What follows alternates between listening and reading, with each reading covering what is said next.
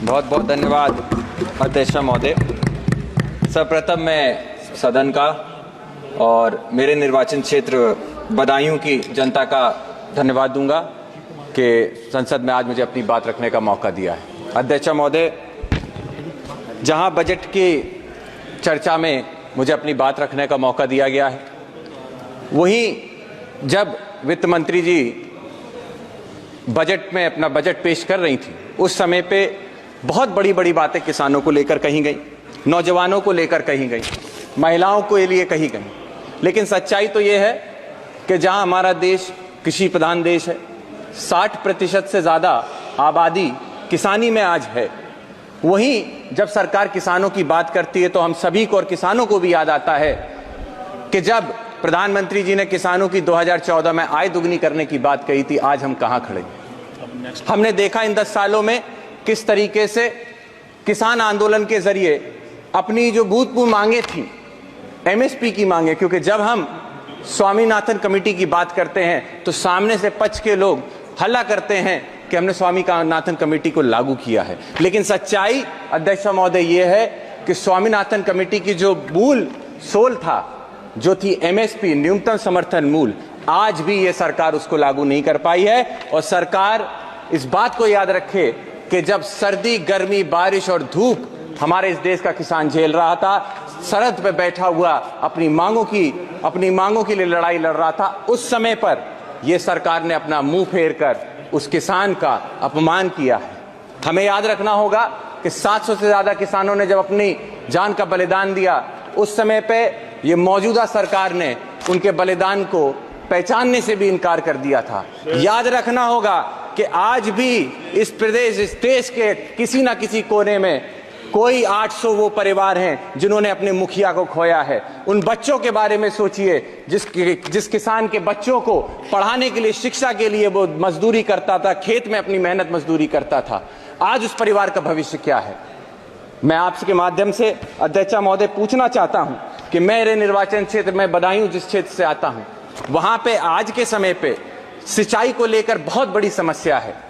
जहां बदायूं के पास 2 नदियां बहती हैं, लेकिन उसके बाद भी उन नदियों से सिंचाई के लिए कोई भी कनेक्टिविटी नहीं है।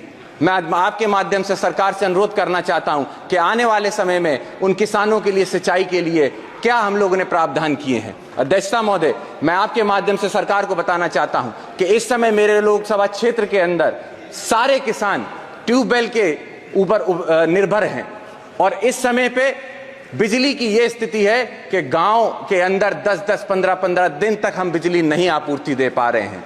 सरकार की तरफ से जिस समय पे एक सर्वे किया गया था, उन्हीं के अधिकारियों ने बताया कि जहां पर 56 सब स्टेशन हैं हमारे यहाँ बिजली के, वहीं कम से कम 33 सब स्टेशन और होने चाहिए। लेकिन उनकी रिपोर्ट पे जब सरकार ने निर्णय लिया तो उसको 33 सब स्टेशन को घटाकर मात्र 8 सब स्टेशन किए जाने की बात आ रही है। मैं आपके माध्यम से अध्यक्ष महोदय अनुरोध करना चाहता हूं कि किसान इस समय पीड़ित है, त्राहिमाम मचा हुआ है क्षेत्र के अंदर, इसीलिए बिजली की समस्या को शीघ्र ही देखा जाए और इन समस्याओं को समझा जाए। साथ ही साथ मैं अध्यक्ष महोदय, मैं आपके माध्यम से अनुरोध करना चाहता हूं सरकार से, सिर्फ उत्तर प्रदेश नहीं, कई प्रदेशों के अंदर किसानों के लिए सबसे बड़ी समस्या अगर कोई बनती जा रही तो आवारा पशुओं की बनती जा रही है।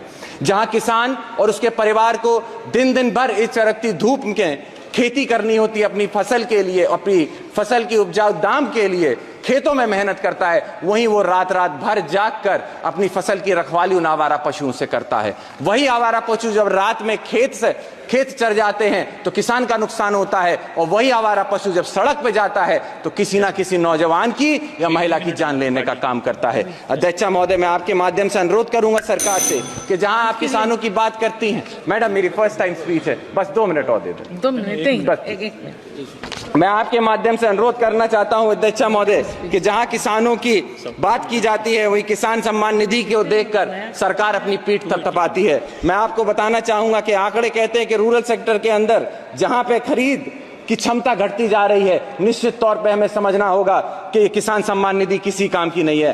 अध्यक्ष महोदय, मैं यूथ को, नौजवानों को नेतृत्व करता हूं, वहीं जहां देश में 35% नौजवान है जिसकी मूलभूत सुविधाएं एजुकेशन, और जॉब अपॉर्चुनिटीज हैं। आज सरकार कहीं भी जॉब देने में असमर्थ होती चली जा रही है। 80% से ज्यादा हमारे देश का नौजवान बेरोजगार घूम रहा है। मैं अध्यक्ष महोदय आपके माध्यम से अनुरोध करना चाहता हूं कि आने वाले समय में उन नौजवानों के रोजगार के लिए कुछ ना कुछ ये सरकार करने का काम करे। साथ ही में मैं आपसे अनुरोध करना चाहता हूं कि मुझ जैसे नौजवान, कई सारे नौजवान हैं जो यूनिवर्सिटियों से छात्र राजनीति से आगे बढ़ के इन सदनों का नेतृत्व करते हैं। वहीं आज उत्तर प्रदेश के अंदर छात्र राजनीति को खत्म करके कहीं ना कहीं नौजवानों को आगे आने से रोका जा रहा है।